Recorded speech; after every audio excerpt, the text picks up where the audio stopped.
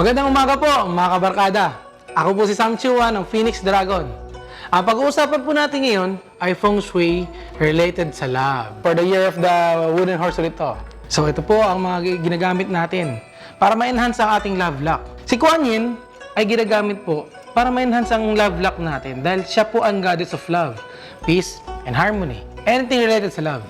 Ang kissing couple po ay symbol ng nagmamahalan na partners. So, maganda rin po ito i-display sa ating kwarto para lagi pong stay together. Ang swan naman po ay nagre-represent ng sweetness sa couple.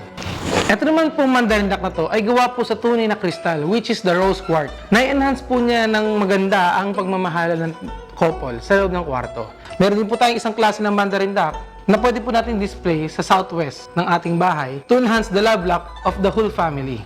Meron din po tayong goddess of love, katulad po ng Kuan Yin, na pwede natin i-display din sa ating bahay sa southwest area. At para naman po makaiwas sa mga third party, ang ginagamit po natin ay ang tinatawag din ng fox, which is gawa din sa tunay na crystals na tawag ay rose quartz. Meron din po tayong mga personal love lock na pwede po natin suotin, which is mga bracelets like the rose quartz. Ang rose quartz po ay pang-attract ng love.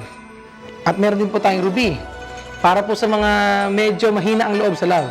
Ito po ang magdadagdag ng ating lakas para maka-attract ng love or para makahanap ng love. So good news na naman po ulit sa mga naghahanap ng love.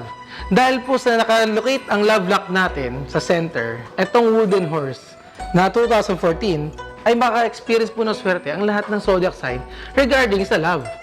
So, maganda po sila i-display sa center ng ating bahay. Para po sa mga single, mas magiging okay po ang ating love lock for next year, sa Year of the Wooden Horse. At sa mga couple naman, mas ma-enhance ang ating love lock. Sana po ay nag-enjoy kayo at may nakuha kayong tips about love para sa next year. So, abangan niyo po ulit ako next time para naman po sa Feng Shui tips for career.